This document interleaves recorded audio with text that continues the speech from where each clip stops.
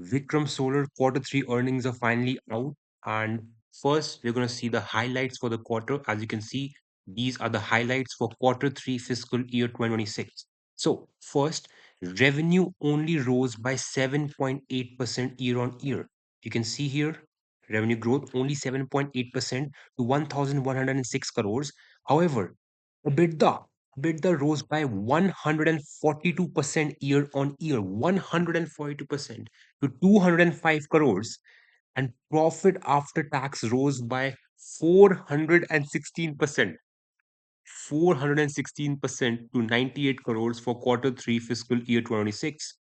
The debt to equity reached 0.08 times, so the lower this number, the better. Net debt was 231 crores.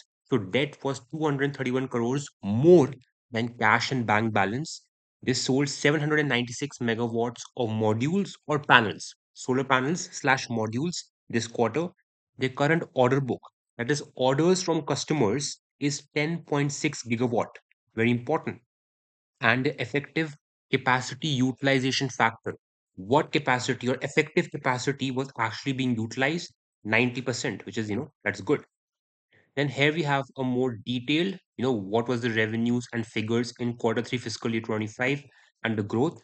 As you can see, EBITDA rose by 142%. EBITDA margin expanded to 19% from 9%. As you can see, depreciation actually decreased from 39 crores to 37 crores. That is interesting. All these numbers and crores again. Other income, non-operating income increased. Finance costs increased from 28 crores to 40 crores. Okay. Profit before tax increased by 383%. Tax was 45 crores. And finally, profit after tax margin increased to 9% from 2%. So extremely good profit growth despite not the best revenue growth. Now, the order book. When you compare the growth in order book in the last 12 months, it grew from 8.2 gigawatts to 10.6 gigawatts.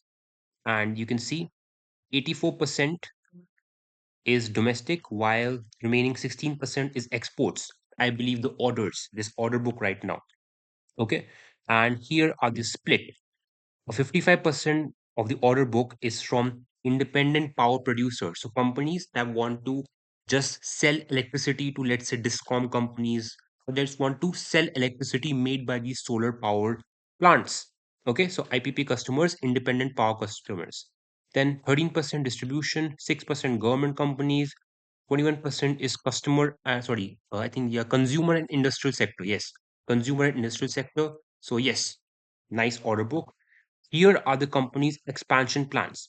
So as of quarter three fiscal year 26, the red one is of course module. They have 9.5 gigawatt of solar module manufacturing capacity. This gray one is a cell. It's written below here.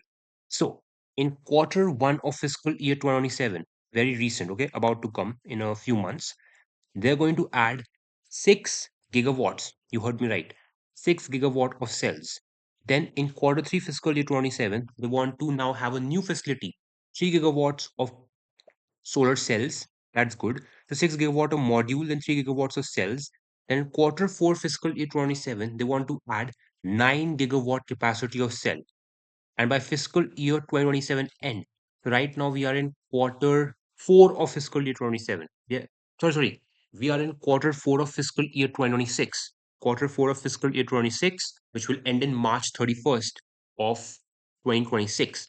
So by the end of fiscal year 27, which is 31st March 2027, they want to have 15.5 gigawatts of total module manufacturing capacity and 12 gigawatts of cell manufacturing capacity. Here is the investment.